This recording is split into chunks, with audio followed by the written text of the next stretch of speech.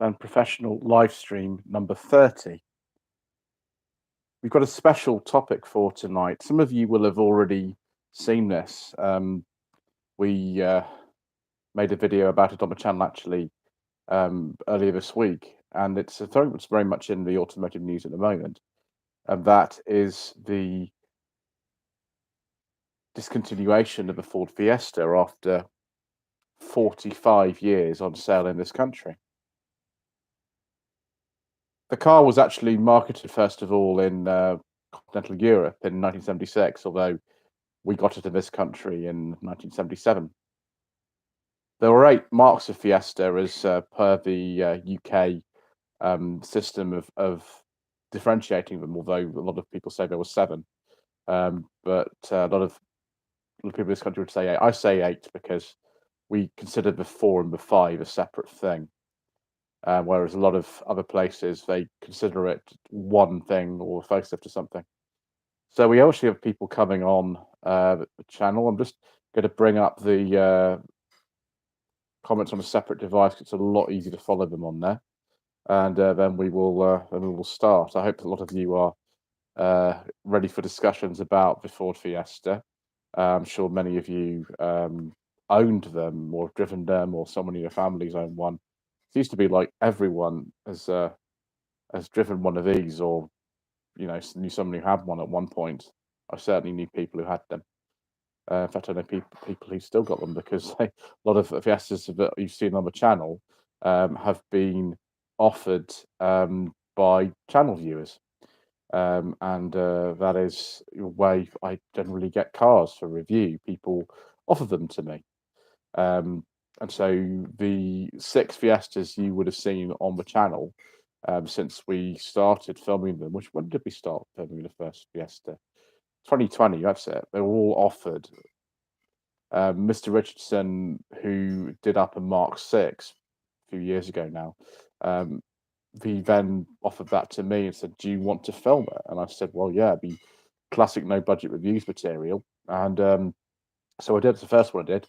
Then I did a Mark 3 Fiesta, sorry, Mark 2 Fiesta CTX in March 2021. Then I did a Mark 7 Fiesta in April 2021, and then I sourced a very similar car a couple of months later. Then I did another Fiesta back in, when was it exactly? February, another Mark 6 facelift one.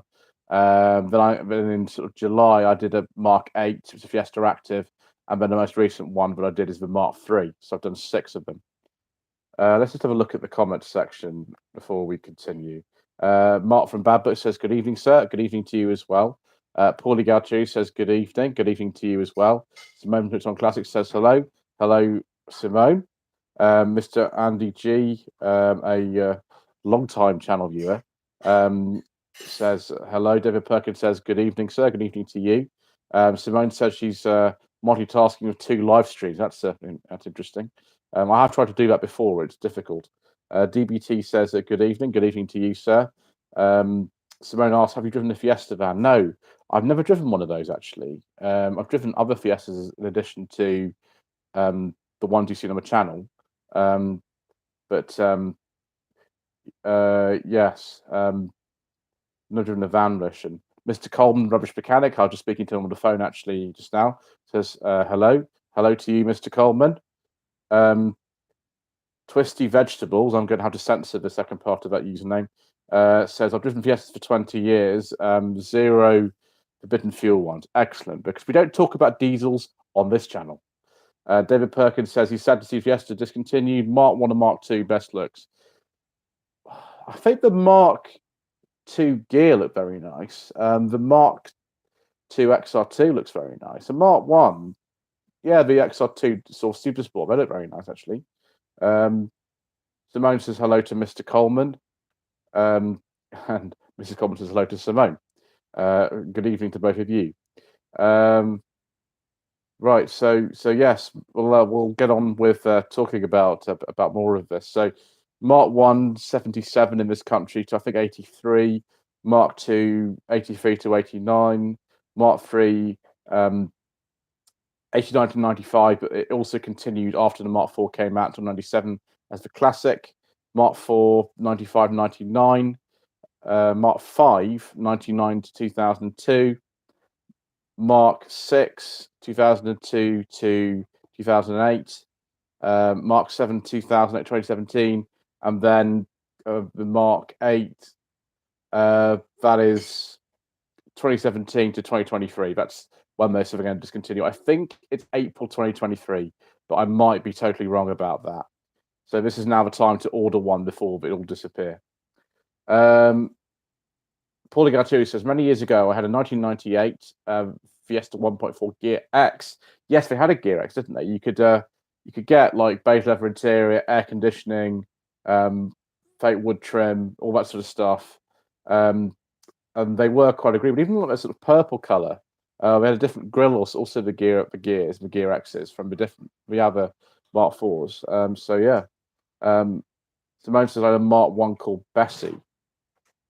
Yes, my uncle had a Mark One. It was a gold one with a black wing.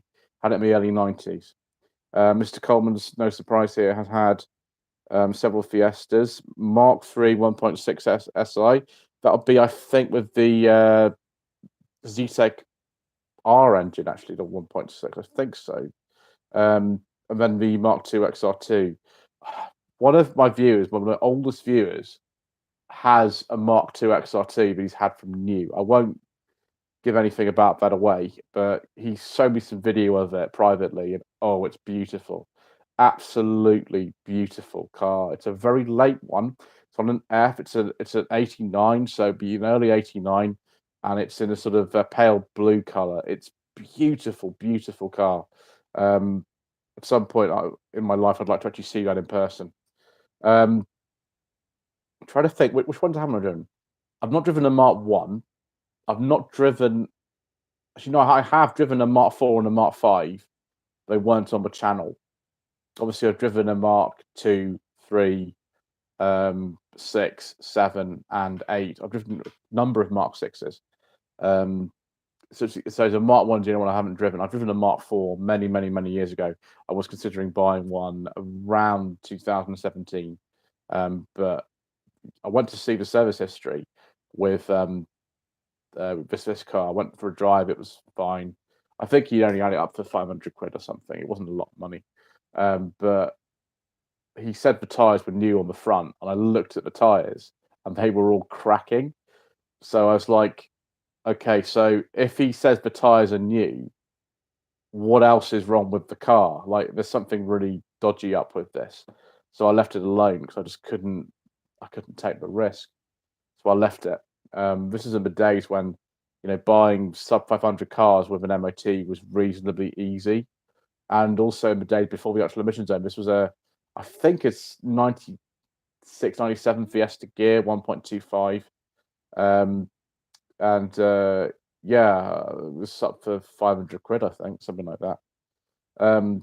Yeah, these days you can't buy like a car that's in that condition, incomplete service history and cracking front tires, aside for that sort of money.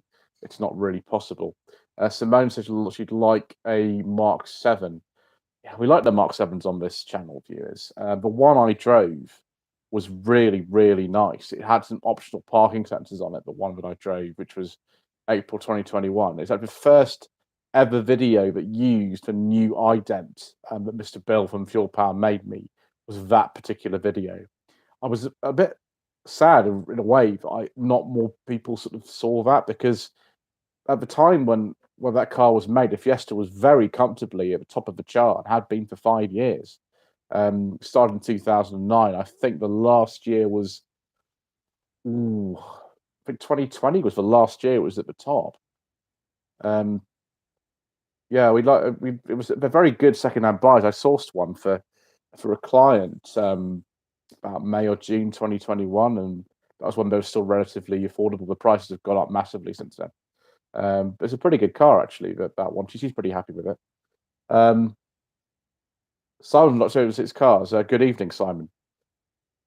Evening all. I've only had a nearly new 950 Popular Plus. A 950 Popular Plus. I bet they weren't the fastest in the world on a B plate. Sadly, the insurance on the XR2 was then £1,000. Yeah, that was back in the day, so it would have been kind of expensive. Richard House's evening all. Evening, sir. Twisty vegetables. Mark 7 yeses of a chav charity. I don't know. It depends which ones you buy. You can get ones that look just perfectly nice as normal ones. It depends if you kind of make them look like an ST and things like that, and put neon lights underneath and stuff like that. You know, the other ones are pretty good. Mr. Carmen says, we used to have a Fiesta courier van working back in 2004, 1.3 petrol. Yes, the good old, I think I'm not allowed to call that a Kent engine. I think I have to call it either the Endura E or the Valencia engine, I think I have to call it. Actually, if it's 2004, then yeah, it must be older than that. Must be about 2002 or earlier then. Portigacciui says, I do like the Fiesta Vignale in dark metallic grey with polished alloy wheels. Yes, the Fiesta Vignale, but it was being criticised when it was launched in 2017, I think it was launched, for being £21,000. But at the moment, I think the cheapest Fiesta is about 18. So even within the lifespan of that, which is about 5 years, the Fiesta's become a lot less affordable than it was. They discontinued most of the base models, and like the 1.1 Studio and things like that. Simone says the Ford Asbo is a chow chariot. Ford Asbo, what's it? Oh, I can't remember now what the actual real name of that is. I'm sorry, sorry, Simone. Chambers 101 says, good evening, sir. Good evening to you as well, sir. Rob Hall says, I have a 2003 Mark 6 Fiesta. Mechanically excellent, body and plastics, taken a few knocks, hit a deer a year ago. Yeah, it's kind of a bit like the Mark 6 I drove in February, that it had a bit of a knock at one of the corners, actually. Is it worth up preserving or not really be a real classic? The thing is, if you look at the Mark 3s, and I did drive one of those recently, that car, if it was bought for under £1,000, there's still relatively few of them for relatively kind of plentiful considering how the age of the car. So because the Fiesta at the time was the best-selling car in this country, it's a really difficult one because there are tons of those around. Have to wait a few years, I think, for it, unfortunately. Hooked on classics. Oh yes, the Focus ST. Yes, 5-cylinder Volvo white block engine. We are very big fans of the 5-cylinder white block engine on this channel, viewers. We do like those very much, as does Mr. Coleman, who's an expert in those, amongst many other things. Mr. Coleman has confirmed what I thought. The Fiesta Courier at his work was a $2,000 X. And DBT has confirmed what I thought. The Asbo Mark II Ford Focus ST. There's quite a big following for those. When I was at the Hubnut social event at Brooklands last August, there was like a Cosworth Drivers Club event happening right next to it, which I also filmed. And they had tons of Focus STs and Mark IIs, both mainly the post facelift ones. And there was Mount Tune ones and the Focus RSs. Some in like really loud colors as well. It's not really my kind of scene, but I do like that white block engine. I think it's fantastic. Richard Hart says, I never owned a Fiesta. An X had a holiday. Oh, okay. A special edition. 1.1 Popular Plus with 5-speed gearbox. Could you get a 5-speed gearbox on a Popular Plus? That's interesting. A bit different from the Metros when you never could get a 5-speed gearbox until the Rover ones came out in 1990. Mr. Carbon said, Spokey Focus STs, buy yourself a packet of orange and lime Tic Tacs, and you automatically have an aerial view of their club at the Ford Fair. Yes, lots of orange and lots of green ones. Mark from Bad Book says, my brother's first car in 1991 was a mint beige X-Reg Mark 1 950 Popular. Pedestrian to say the least. Yes, absolute utter poverty spec. There we go. But all the Mark II were rotten even by 1991. Yeah, but amazingly, the Mark II I drove last year was really, really clean. There wasn't any rust on that or anything. It was in really good condition, actually. Paulie Gattieri says, had you seen the 1980s Ford promotional video about the Mark II Fiesta Forbidden Fuel with 54 horsepower, so quite refined, you thought it was a petrol? I don't think we could ever consider a forbidden fuel car to be mistaken for a petrol, sir. I don't think that's quite possible, especially for somebody like me. And if I'd seen that video, I wouldn't be able to tell you, sir, because we don't talk about diesels on this channel.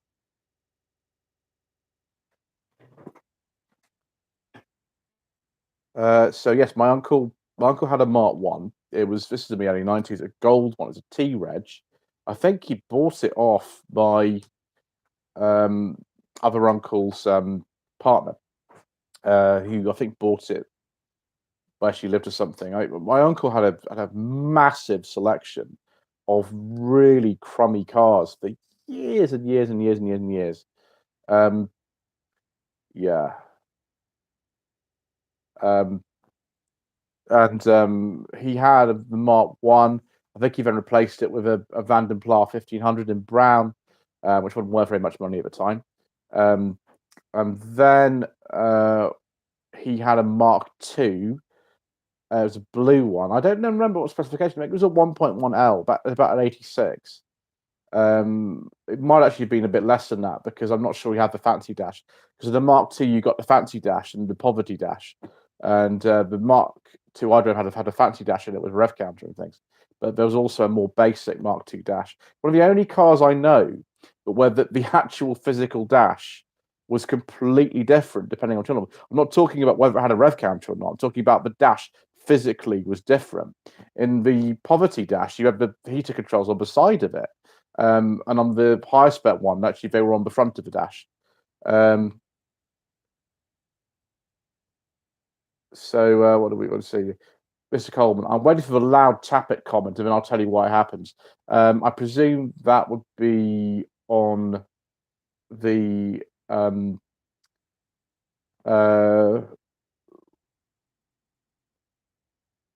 just see. Yes, it's on the Valencia engine, the Tappets. It was HV. Rob Hill says, I'm driving my Mark 6 in Scotland. The past of the ST owners, my Mark 6 Zetic and a blowing exhaust. I bet they thought they all saw me and thought, what a sad poser. I don't know. Who knows what they're thinking in their minds? Simone says, my Mark 1 was poverty spec. Blank gear, I was a layout, was printed on a dash. Yes, indeed. My uncle's one had that too. No radio, no headrest. Really nice pattern on the seats. Was it a houndstooth pattern on those? Can't remember. Nos with Nos. I can't. Is that Welsh or something? My former housemate, who's actually from Wrexham, was here earlier on today. I should have asked him what that is. I think it's good evening. Just finished listening to Genevieve Stokes, and at 8 o'clock I'm off to listen to the Full Fuel Power. Thing is, it's really funny. Those two and I never talk about when we're doing our live streams, and we always seem to coincide accidentally. It's not deliberate we do that; it just sort of happens, I'm afraid. So there we go. Mark from Bad Book says his brother's 950cc Fiesta had loud tappet until it was fixed. Unrelated, the paint had come off the inside of the rocker cover. It's not very nice, sir, is it? Yes, Mr. Coleman does know how to fix things like that because he knows how to fix all sorts of things. Yes, I thought it was good evening, Welsh. Thank you, Finley Plimpton. Yeah, so the other Mark One in my family was actually Mark Two was owned by my grandfather. It was a 1989 Fiesta 1.1 gear. It's a very late one. It was on an F. It did 1,000 miles, and then he died when the car was about 18 months old, and it sat in a garage until 2006 when my step grandmother sold the house. My step grandmother didn't have a driving license, so she just kind of left it in there, and I never got to touch it because the house wouldn't belong to us. And the chap who bought the house just sold the car. I don't know where it is now. I can't remember the registration number. I think it's something like F912 something RU. I can't remember. But it was totally clean. The plates on it actually were the old like raised lettering ones. That's yeah. So that's a Mark II that my maternal grandmother had. Unfortunately, I never got to drive that. Never mind. Paulie Galcheri says the Fiesta XR2 Fly Crayford convertible. Yes, I've seen those. Yeah. I think I've seen one at a show or something. They're not very common, but yeah, was that one of Crayford's last designs? Simone says, on a side note, the fuel sender has failed on the 75. Mr. Coleman, if you're still there, is that a common issue on the 75s with the engines that we can't discuss? Philip Pipton says, have you ever watched The Lady in the Van? If not, it's set of the 80s and lots of cars, fast and exceptional, including an M2CV and a CA plastered in custard. I have actually not just seen that film, I've listened to the audio book of that film. I was very intrigued to see it, and I have. So yes, I think it's set it's sort of a larger lifespan than just the 80s. I think it's a little bit wider than that. But yeah, the lady genuinely lived on Alan Bennett's Drive. I can't remember why she came to be there. I totally forget about that. But yeah, I have seen that film. Alan Bennett's stuff is all really weird. He's a very peculiar author and screenwriter. Very, very interesting, but quite weird. Julian Knight says, Guten Abend from Hamburg. Guten Abend. Amo L says, I've brought a brand new 1989 1.1 Flare van here in Ireland as a teenager. The tappets were hanging out over 6 months. Now, that 1.1, was that a Mark II or a Mark III? Steve Coyton says, evening, sir, had a 77 Mark I and a Mark III Fiesta in the early 90s. Both were fairly awful cars. So you usually get a better engineered Metros, a Maestro, or Cavalier. The 1.1 flight that I filmed, sorry, 1.3, I do apologize. 1.3 flight I filmed recently on the channel. That wasn't too bad in terms of the engine noise. It actually kind of pulled okay. It was, I think, 60 horsepower or something. I would have preferred one of the other engines, possibly. The Mark III's had, possibly the 1.6 C-Tech R. That would be nice, or the C-Tech R 1.8. But, you know, it's a pretty nice car in some ways. The clutch was a bit dodgy in it, though. That needs replacing, I think.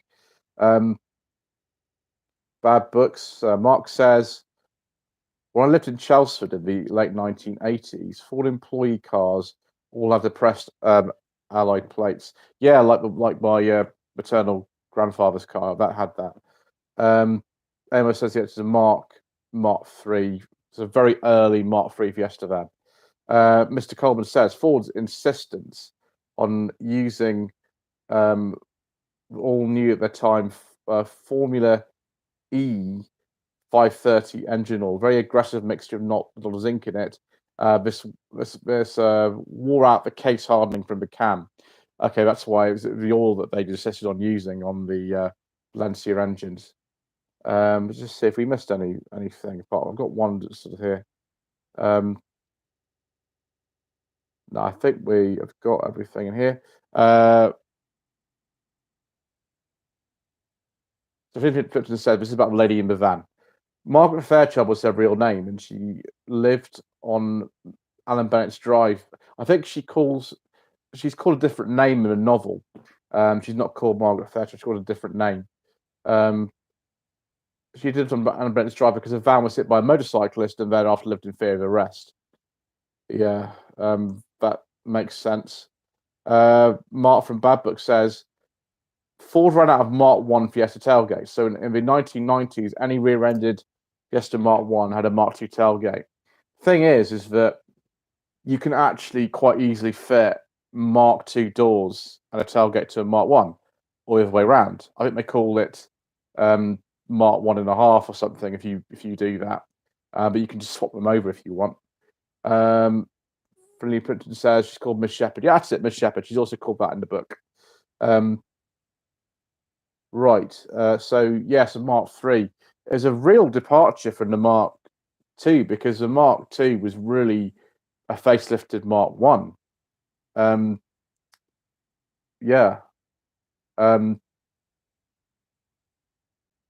So but by the sort of time that was replaced in '89, I mean, I drove an '88, and it just seems very kind of old-fashioned in there. You've got the very old door handles and the headlining, which looks great, but it's just a little bit old-fashioned, and car just a little bit on the small side. The Mark III is a very different thing. But funny thing is, the interior quality of the Mark III that I drove, as a lot of you have seen that no budget reviews, it wasn't like the best. A lot of like early '90s Fords, the plastics weren't particularly nice. I just it was back to the seats were missed plastic, and they just seemed a bit sort of hard and scratchy and not particularly nice. The Mark II doesn't have nearly as much kind of like sort of slightly poor quality plastic in the interior. A lot of it's like exposed metal and things like that. So the car is a lot more modern. It's a bit more spacious. You can get 5 doors and things like that. But I can't, and I think some even have power steering. Pipe dreams have power steering and electric windows in a Mark II. You could get, I think, special order electric windows in a Mark II. I think that was a way of doing it, but generally you couldn't get them, even in the gear. Whereas, in the flight I drove, it had electric windows and a remote boot release. It's pretty crazy. DD says, "Do you like the Hyundai i10? I'm poor and just bought one and have high hopes for it." If you have a look at the no budget reviews episode of the i10, you'll see that's a Mark 1. I've also driven 2 Mark 2 i10s. One's a 1 litre and one's a 1.25, both on sensible secondhand reviews. So there you go. You can see what I'll think of them on there. The person who loves i10s the most is probably James at Chop's Garage. He loves Hyundai i10s. They're worth a lot more now than when I filmed that car for no budget reviews, and I think it was 2021. Yeah, May 2021. I think I filmed that. They're worth a lot more money now than they were, those i10s. Paulie Gachiri's harkening back to a video that I made right at the beginning of the year, which was when I went to some locations using One Foot in the Grave, which are quite near here actually, and filmed some of those. And we did refer to the TCP Fiesta as well. It's a Mark II. I think it's like a 1.1L or something. And actually, the thumbnail has that blue Fiesta rather than the one that's his own one rather than the TCP one in that. So if you want to have a look at that, then just look at the cars of One Foot in the Grave. That will tell you far more about them. The video got demonetized because I used copyrighted music in it, but I don't really care because I enjoyed myself a lot making that. Philly Pitton says, "Oh, is this about the i10? I nearly got an i10, but I decided to go for a Celerio instead." We have done a Celerio actually. I did one on my channel that I also almost sourced one of those for a client too. So Simone says this is about the fuel celling unit in Rev 75. I replaced a pump last year. Okay.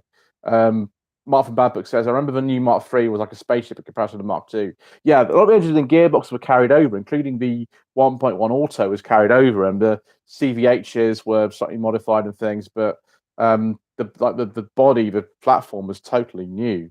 Fran Butcher says, "Ford are cancelling Fiesta and Focus and bringing back old names to sell electric models. Do you think it'll be successful? Capri and Granada for 2025? We don't really know this. I mean, they might use those names. They might use other names. The thing is that we're all being sort of pushed towards 2030 and electrification. I think Ford have kind of realised they're a bit late to the game, and they're actually borrowing platforms from Volkswagen to make it easier for themselves to make these new electric cars. So that would be ID3, ID4. It's being used in Ford models. What they're going to call these new Ford models, I don't know. Whether they use Fiesta name, I don't know. But there we go. Didi says thank you. That's all right. And Buddy says, "What do you think of the Skoda Karoq?" The Skoda Karoq. I've actually got a review of the Skoda Karoq. We did it Christmas 2020. Mr. Bill from Fuel Power helped me film it. It's on my channel, 2 Decade Reviews. There you go. ID4, I don't know. I haven't driven one of those. Freddie Pritchard says doesn't like SUVs. Mr. Richard doesn't like SUVs. Doesn't like those. Um, John Rayner says, good evening. Good evening, sir. Mr. Coleman says, who knows what CVH stands for? Someone's already answered that in the comment section. Victor Classic says, Ford might act themselves. A lot of people have been really kind of surprised and a bit perplexed about the decision that Ford have made to get rid of the Fiesta. But there's a very good video that was actually, I actually filmed it before this came out, but the day after I recorded the Fiesta video, Big Car uploaded a much better video than mine about the Fiesta on his channel. I hadn't obviously watched it before. I just recorded the video on Wednesday. And on Thursday morning, this came out, and he went over a really good set of reasons why Ford have decided to get rid of it. And unfortunately, it's a lot to do with profit margins and PCPs and leasing and residual values and things like that. A lot of it's to do with that. Business case really is not as strong for Fiesta as it once was, which is a real shame. Mr. G says, I remember when every other car seemed to be a Mark II Fiesta, but I can't remember the last time I saw one. I seem to see them at shows and not a lot else, really, unfortunately. So the CVH stands for compound valve hemispherical, and Mark from Bad Books have got that correct. I don't like SUVs. Everyone's got the stuff they like and they don't. I mean, we've got a Sanion Tivoli. We've had it for 2.5 years now, and I think it's great. I drove it today.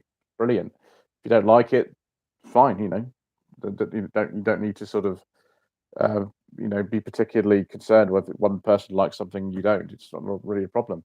Mr. Richardson has a forbidden fuel car as his main car. We don't talk about those on this channel. It's just whatever people prefer. Everyone's got their own opinions about things, I think. Mark says to Mr. Coleman that I owned a Sierra 1.8 CVH. Here's one says modern SUVs are boring apart from rig ones. I quite like the Tivoli we've got. I don't think it's necessarily boring. I think the styling in comparison with some of the cars that are there is quite nice. Personally, it's just my opinion, but I wouldn't have bought one if it had been ugly. Nissan Juke I drove in 2019, and I got in real trouble for that episode because we didn't know that the owner of the car really liked it. And we both called it sort of ugly and we didn't like it. And we got in severe trouble for making that episode. So much trouble. Yeah, I had to be quite careful. After that, I just, if I knew I wasn't going to like something, I had to tell the person, I don't like this car. I'm sorry, I don't like it. I have to be fair with my review. I can't just sort of kind of say, oh yeah, it's great, and then I don't like it. That'd be a lie. So after that, I've always told people, really, whether I kind of like the car or not. Sometimes I've got no opinion about something before I film it at all. The Hino Lancia that I filmed this year, I didn't really have an opinion one way or another about it. So what you see is completely just off the top of my head when I was driving it. Something like a Nissan Juke, I just don't like them. The new ones are better, far better. They look far better, but the first generation ones, particularly that was a forbidden fuel one, we didn't talk about. Yeah, don't like them, I'm afraid. You could buy a Sanion Tivoli or an MGZS or something like that. They look a lot better. They're a lot more spacious and everything. Mr. Coleman's not a massive fan of the Sierra 1.8 CVH. He's not a massive fan of those. Sean Cook says, good evening. I'm going to catch a reminder on the way home. Original 76 Fiesta is still the best in gear trim bumper overriders. I don't think I've seen a Fiesta gear for Mark 1 for a really long time. DBD says, I like pre-2000 SUVs that serve a purpose. One SUV is crossovers blown half tracks. Thing is about something like a Tivoli, it's not based on any car. You could say the Puma is a blown up Fiesta, which it kind of is. That's one of the reasons I think why they're continuing it, because the Puma has a much higher profit margin than the Fiesta does, but all the engineering is exactly the same in that as a Fiesta, really. They're sort of the same, but the Puma makes more money per car than the Fiesta. With something like Tivoli, the platform's unique. SsangYong don't make anything other than the sort of SUV. That's all they make, and so I don't know. I just like the look of it. I like the fact that there's a particular point actually under the M3 where there's a regularly go under there, and it's often like it's totally flooded, and you can just drive straight through that in a Tivoli. Whereas a Rover, I'm going to be really, really careful with that because the intake's quite low on that. So sometimes they do have this sort of purposes. And I've done like 309 miles in a day, and it's so comfortable. It's so comfortable. Often when filming trips, I take that. The Rover's just not very economical and a bit sort of rattly and a bit kind of noisy. So I don't tend to use that for really long journeys all the time. It just, it means I can enjoy it more and not put so many miles on it. Whereas Tivoli, I don't really care. You can just stick a load of miles on that. Nobody cares really.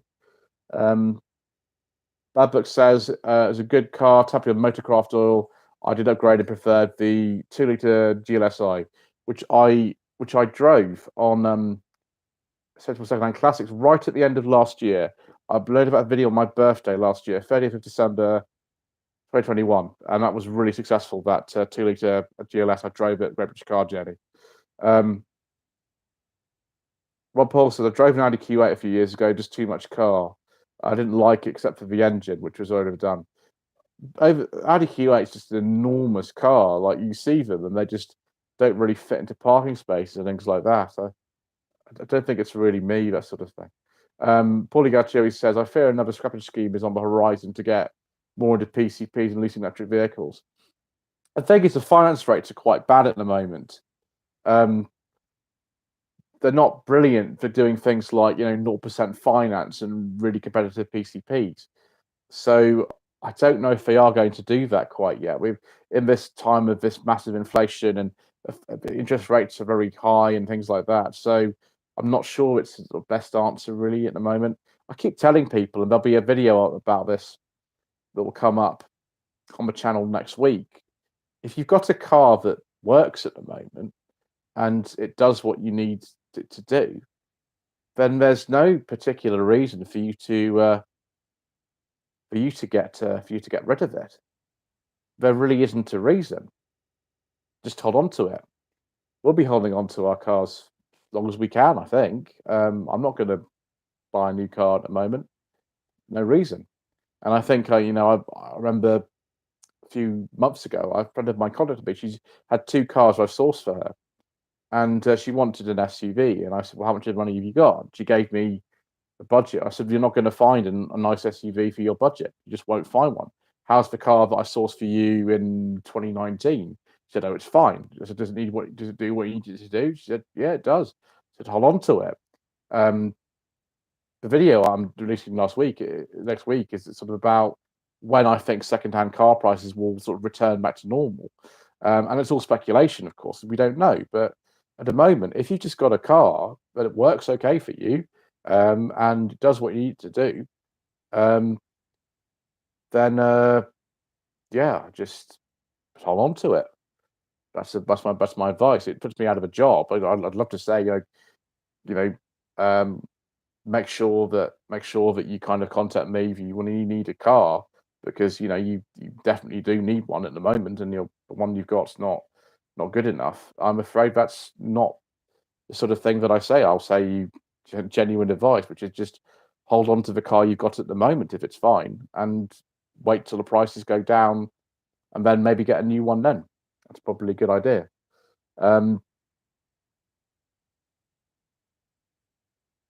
Mark from Bad Books has asked about Mr. Coleman's Mark II XR2, and he asked if it's a 1.6 CVH. Yes, they were. So was the Escort XR3 and XR3i, and the Yaris Turbo. Frank Butcher says, we will all be driving record numbers of older cars in the future.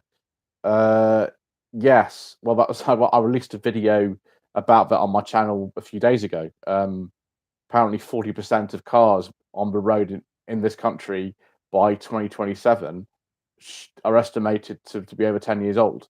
That's apparently, and most people who've seen that video just say, whatever, it doesn't matter. Like, either my car's that age anyway, or I don't really mind. So it's not as obviously going to be much of a problem according to you viewers as the other people have said it is. Yeah, I mean, one of the cars we have 19 years old and it's used all the time. So there you go. Obviously, I've got a good mechanic to look after me, which is Mr. Coleman. Samantha Glasser says, would you drive a Sanyong Rodius? I would drive a petrol one. They're not very common, but yes, I would. Yeah, I mean, I would own one particularly, but there we go. Mark from Bad Books asked Paulie Galtieri, what if the interest rate hikes, energy costs will affect electric and hybrid sales? I don't think so. The hybrids are selling really well, and they can sell like any electric car they really want. They just go fly out the door because people tend to want them for some reason. So yeah, I don't know. We'll have to see. Maybe it will. Gavin Sterling says, popping in to say hello. I'll have to watch replay later. That's very kind, sir. Thank you very much. Unnecessary, but there we go. I like your content. I found your channel after a funny video on the vehicles used in bugs. Oh my gosh. I went on a proper rant in that video about bugs, because bugs, when I rewatched it a few years ago, which is the days when kind of I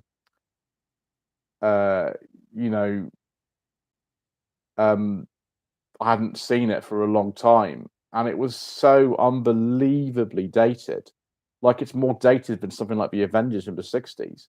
Unbelievable. So anytime you try to kind of make fashion or music or technology look cutting edge, often it dates really quickly, and kind of with bugs, it sort of tries to do all of those. And it was started filming in 94. I finished filming, I think, 1997. But the last episodes were delayed by a year, and it's kind of fun because it's really cheesy. But there we go.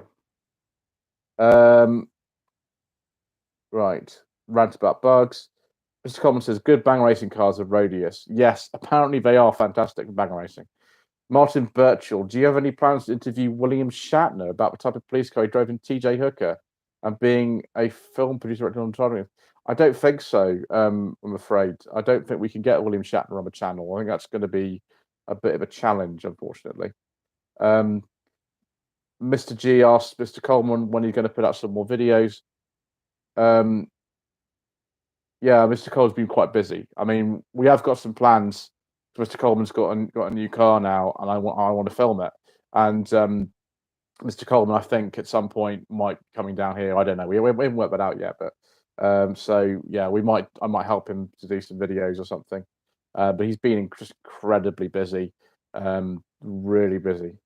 DBT says, have I managed to visit Binley Mega Chippy? Binley Mega Chippy, Binley Mega Chippy, Binley Mega Chippy, Binley Mega Chippy. I think I sung that better than actually on the real video about it.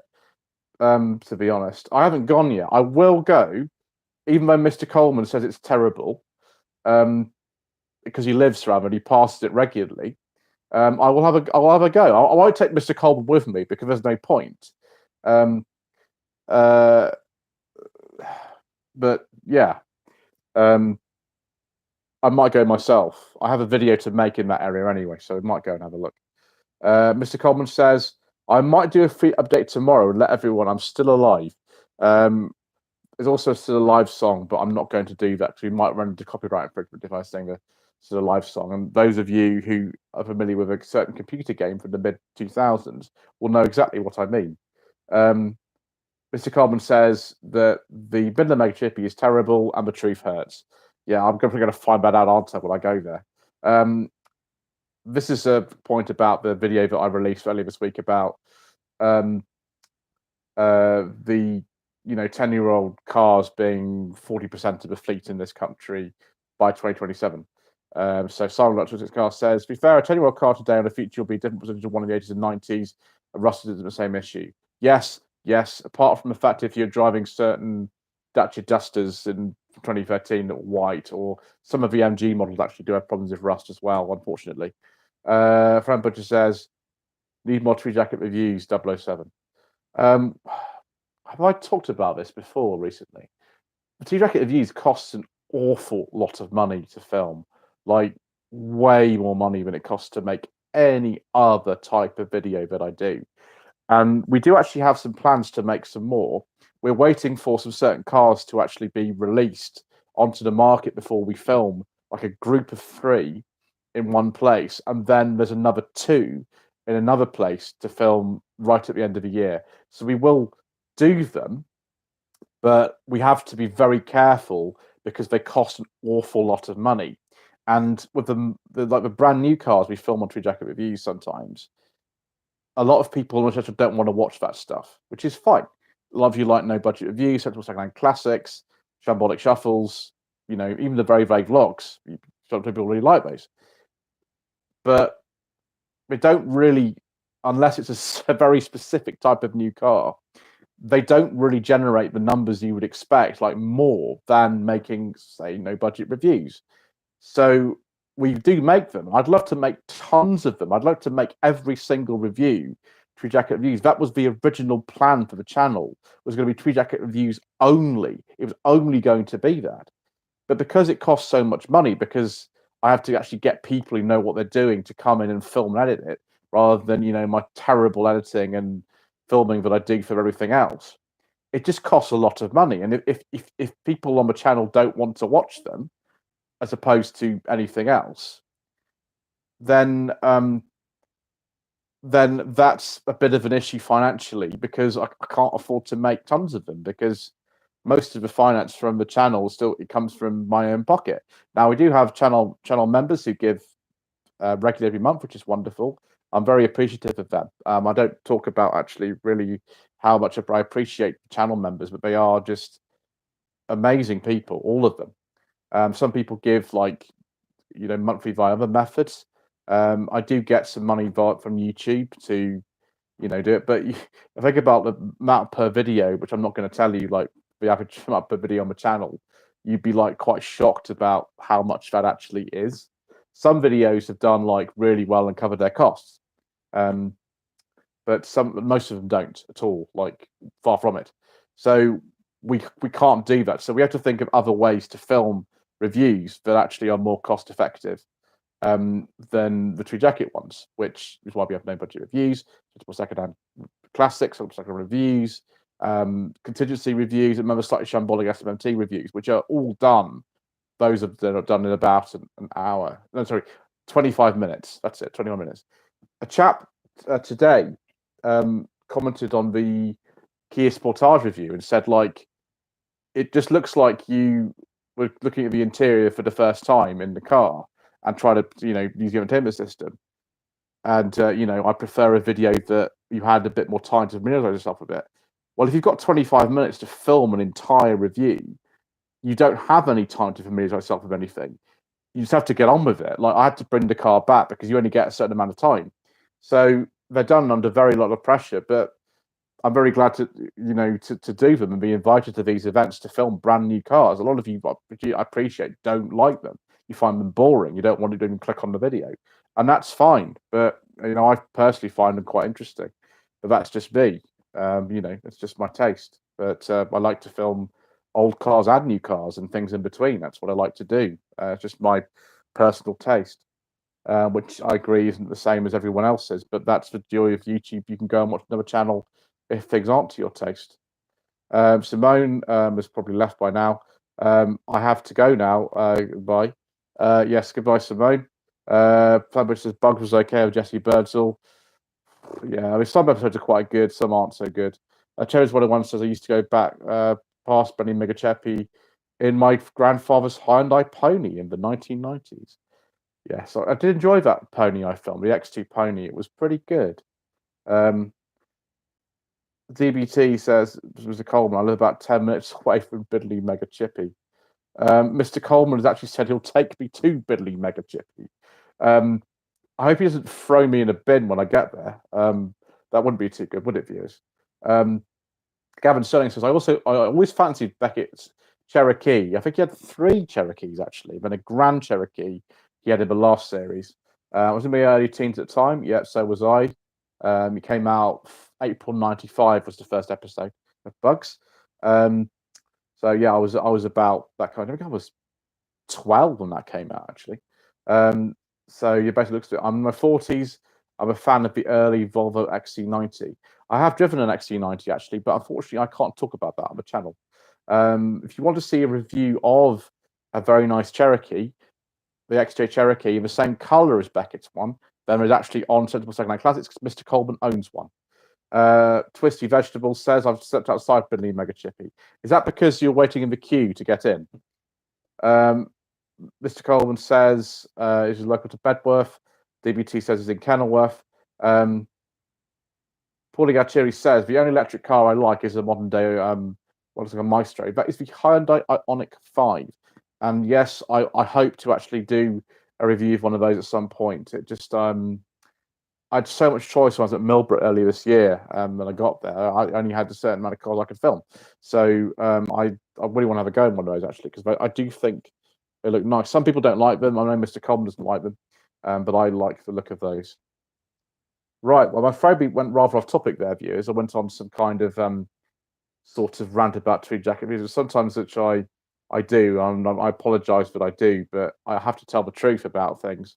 Sometimes a lot of it you'll probably all find quite boring, and you don't want to hear about the inner workings of things and how much these things cost and that sort of stuff. You don't really want to hear about that. I appreciate that's very boring to you, but so I don't tend to talk about it very much. But the thing is, about that is that that's just the way that it works, and YouTube is just the way that it is. It's a great thing, but sometimes people just don't want to watch your stuff. That's really all I can say. Mr. Coleman says one of the old workshops is on Farmer Ward Road in Kenilworth. I don't think I've ever been to Kenilworth actually. I'm to a nice castle. Mark from Bad Book says, my mother had a Mark 6 Fiesta and my father had Alzheimer's. Oh my gosh. Wow. He took her car, hit a park golf, rolled it. Her body kept its structure and tough little cars, no entry, just bruises from the seatbelt. That's pretty good. It's good to know that they're safe. I'm sorry to hear that your father had Alzheimer's. Sir. My mother's got, we think, dementia, and you know that is difficult.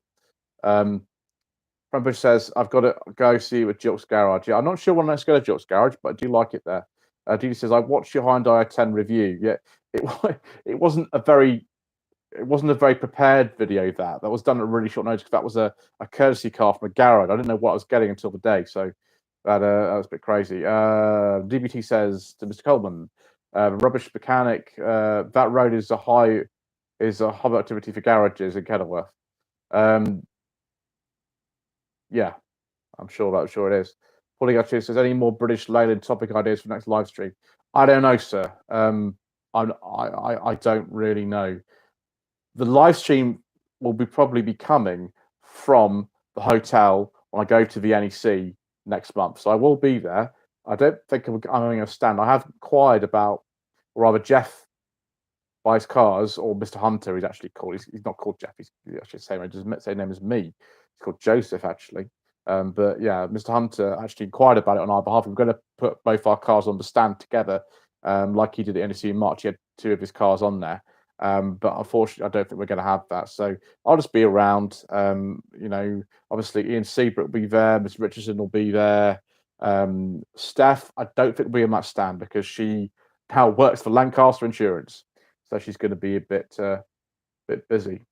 But I will be there. I don't know if I'll crash into any of you, but I'll be filming an awful lot. So if you sort of wave at me, will wave back when I'm filming, but I might not be able to interrupt what I'm doing because I'll probably do 16 to 18 videos in 3 days, which is totally insane. But it's just a way that it goes. If you want to get around the whole thing, it's just what you got to do. Mr. G says, I can't see infrastructure being in place in many electric cars. That is one of the reasons why a lot of people say the government ban on entirely combustion cars will not happen in 2030. I hope it won't actually, to be honest. I think that's too soon. Some people will disagree with me, but I think that's too soon. Dee says, my last car was a Ford Fiesta Finesse. Very good car. Kept me going for a few years, traveling across Ireland in my job. Built in 2009. It's a Mark 7. Yes. We do like the Mark 7s on this channel, viewers. We're big fond of that. There is a review of one of those on there if you want to look up Sensible Secondhand Reviews. Twisty Vegetable says, I wasn't in the queue. I wanted to smell one of the bins, but I got rather tired. Very good, sir. Richard Hart says, see you in a fortnight, NEC. Okay, yeah. Mr. Common says, I shall be at a restoration show in March of my club, one of my cars. Excellent, sir. Bob Babbitt says, sorry about your mother. My father had vascular dementia and Alzheimer's. Oh my gosh, I'm sorry to hear that. And his brother's also got that. Oh, I'm so sorry, sir. Yeah, it's not funny, dementia and Alzheimer's. It really isn't funny. It affects a lot of people. Mr. Planet Man, hello, sir, has given me a donation, a super chat donation. Thank you very much. Says, thank you, keep a good work, fit rover ever. I don't know. I really don't know. I really like mine, but it's probably not the best one ever. I don't know. I've driven tons of them. I don't know. Sorry, that's a bit of a tough question. Didi says my mother-in-law has early onset dementia. It's very sad. Yeah, I'm sorry about that. Rob Hall says, but Mark 6 Fiesta is tough. I had a deer with the offside headlights, the driver's side. Hard enough to kill the deer, smash the lens. But new headlights slotted straight in, no deformation at all in the metal. Excellent. Well, that's good to know. Right, I think that's plenty for tonight. I'm sorry to go on about stuff about, how much things cost and things like that, but ultimately this channel is actually part of my business. I run a business, and so it's a business decision. Paulie Gato says, it's trendy just my first name like you, Mr. Lloyd. Well, sir, you can do that. We do it a lot, actually. Mr. Coleman is Mr. Coleman most of the time, even in informal conversations, and he will confirm that I use sir an awful lot when we're talking, which I do. I do an awful lot. It's a very, very old habit I picked up many, many years ago. It seems to work though. A DBT says, twisty vegetables should be worried about you. I'm going to leave sort of there. And Mr. G says, good evening. Yes. Have a good evening, rest of you. Thank you for watching a slightly less than a professional live stream number 30, which is definitely slightly less than professional. Please don't forget to subscribe to the channel. Thank you to Mr. Planet Man for the super chat donation. If you like the video, that'll be very good. Leave a comment below. If you subscribe, that'll be great. Mr. Coleman says, I had a Fiesta hit me in the Primera racing one night. The Primera was dead and Fiesta was able to continue. So there we go. So you have to go now. This is DD. That's fine. Everyone wants to go. It says, join the various videos. Nice to get to live stream. It's towards the end. That's all right, sir. We shall see you all for the live stream at NEC. Still got tons and tons more videos to come.